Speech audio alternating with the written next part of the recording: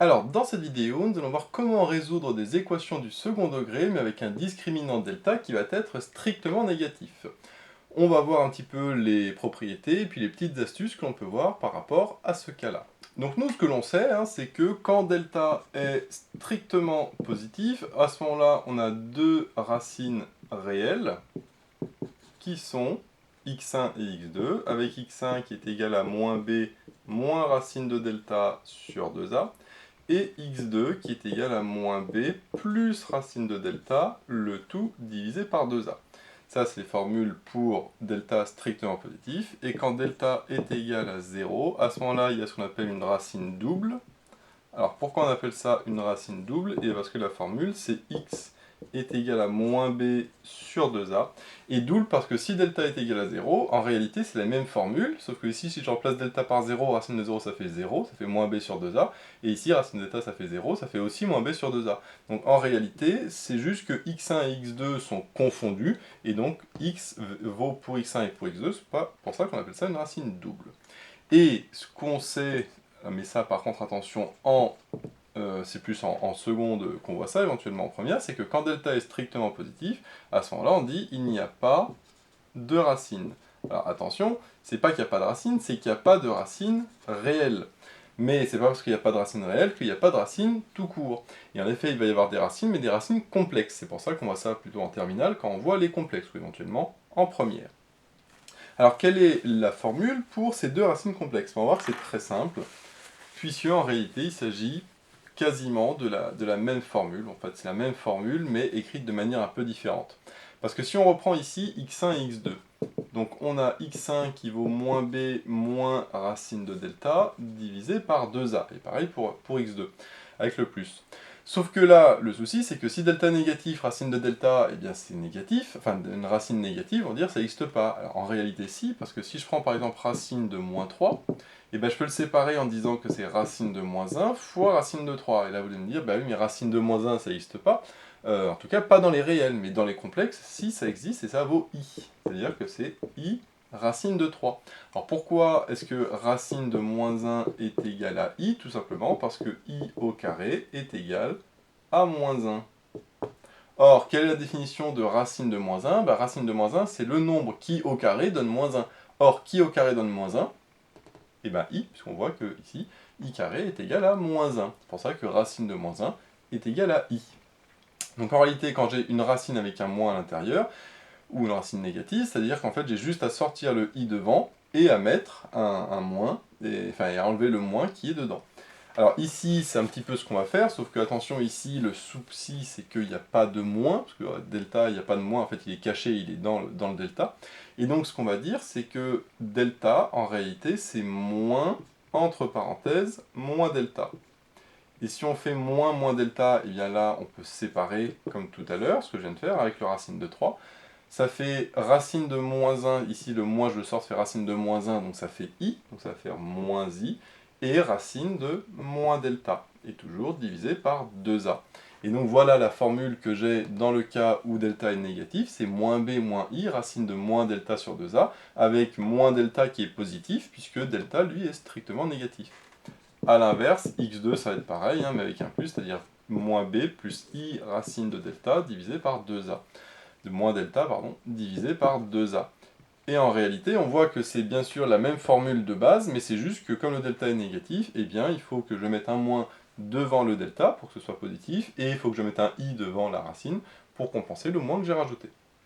Donc ça c'est la première formule éventuellement qu'on peut voir, et l'autre formule que l'on peut voir aussi, que l'on voit parfois, c'est la même mais avec une valeur absolue à la place du moins, c'est-à-dire qu'on met racine de valeur absolue de delta divisé par 2a, ce qui revient bien évidemment au même, puisque comme delta est négatif, et bien valeur absolue de delta est égale à moins delta, et donc on retrouve la formule qui est là.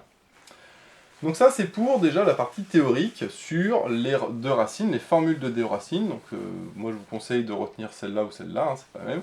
C'est-à-dire moins b moins i racine de moins delta sur 2a, ou valeur absolue de delta sur 2a. Voyons ce que ça donne pour le premier exemple. On a z carré plus z plus 3 qui est égal à 0. Donc là on va calculer le discriminant delta. Donc b carré, le b est égal à 1, donc ça fait 1 au carré. Moins 4 fois a qui vaut 1 fois c qui est égal à 3. Ce qui me donne ici 3 fois 4 fois 1, ça fait 12. 1 moins 12, ça fait moins 11. J'ai donc delta qui est égal à moins 11, qui est strictement négatif. Et donc, je vais calculer x1, x2, et x1 est égal à moins b, on a dit moins i racine de moins delta. Alors, comme delta est égal à moins 11, ben, moins delta, ça vaut 11. Et alors, le b, je vais remplacer tout de suite, le b valait 1, donc ça fait ici moins 1. Et divisé par 2a, le petit a vaut 1, donc 2a, ça fait 2. Et pour x2, eh bien, c'est pareil, mais avec un plus, c'est-à-dire c'est moins b plus i racine de moins delta, c'est-à-dire 11, divisé par 2. Donc voilà le x1 et le x2 que je trouve. Et ce qu'on remarque, c'est que x1 et x2 sont conjugués. C'est-à-dire que c'est les mêmes, mais non pas avec ici moins i, mais avec plus i. J'ai remplacé le moins i par plus i. Donc on a bien x1 et x2 qui sont conjugués, c'est-à-dire que x2, en réalité, est égal à x1 bar. Alors cette propriété, elle est tout le temps vraie, mais attention, uniquement quand le a, le b et le c sont des réels.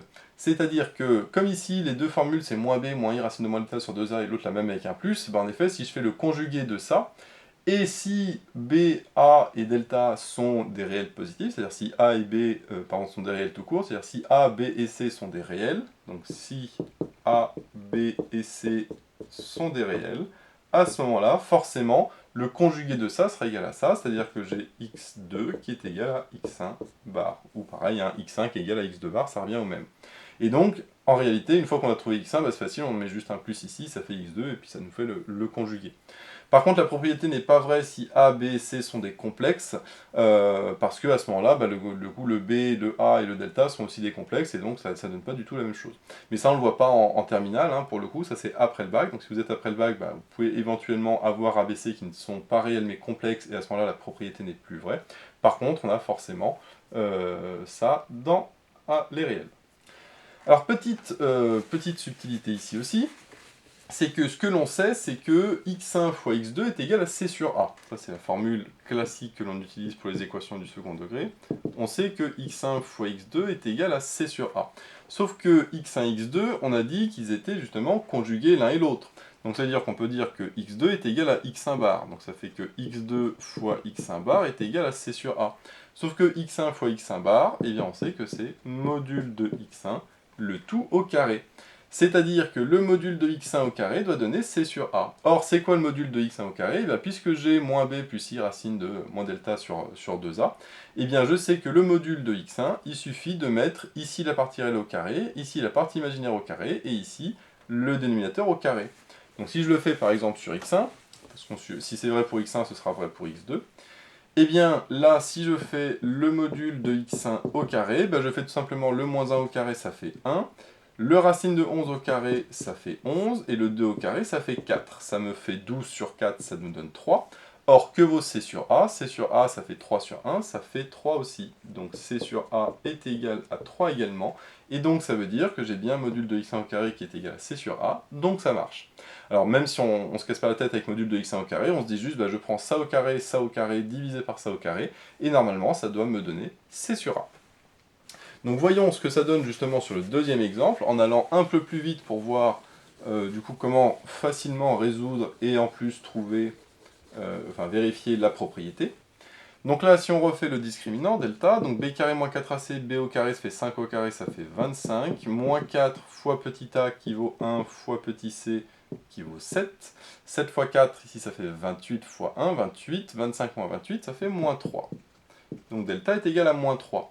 J'ai donc x1, alors c'est vrai que j'ai noté x1, x2, je pourrais noter z1 et z2 vu qu'ici c'est des z, donc si je mets z1, je sais que ce sera une fraction avec au numérateur moins b, c'est-à-dire moins 5, moins i racine de, non pas moins 3, mais 3, parce qu'on a dit que c'était moins delta, divisé par 2a, le a vaut 1, et donc ça fait 2 fois 1, ça fait 2.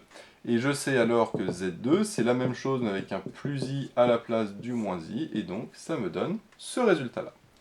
Maintenant, on vérifie rapidement la propriété que j'ai dit juste avant. Si je mets moins 5 au carré, ça fait 25. Racine de 3 au carré, ça fait 3, que j'additionne. 2 au carré, ça fait 4. Là, ça fait 25 plus 3, ça fait 28, divisé par 4. Et 28 sur 4, ça fait 7. Or, C sur A, ça fait 7 sur 1, ça fait 7. Et donc, du coup, j'ai bien ici 7 dans les deux cas. Donc c'est bien vérifié, alors c'est pas parce que c'est vérifié que ici Z1 et Z2 sont vrais, mais comme je vois c'est extrêmement rapide, là je pense que vous pouvez chronométrer, je pense que j'ai mis même pas 30 secondes à résoudre, et en plus après à vérifier. Donc comme on le voit, c'est extrêmement rapide, bien évidemment, attention, hein, tout ça c'est vrai que quand delta est strictement négatif, si delta est positif ou nul, à ce moment-là c'est autre chose, mais si le delta est strictement négatif, ben, on voit que c'est extrêmement simple, il suffit d'appliquer les formules qui sont ici. Donc voilà, j'espère que tu as aimé cette vidéo. Si c'est le cas, n'hésite pas à liker, à t'abonner et à laisser un commentaire, ça fait toujours plaisir. J'ai mis le lien dans la description vers d'autres vidéos sur les équations du second degré. J'ai également mis le lien vers la page Tipeee où tu peux soutenir Méthode Maths. Et moi je te dis à bientôt pour de nouvelles vidéos.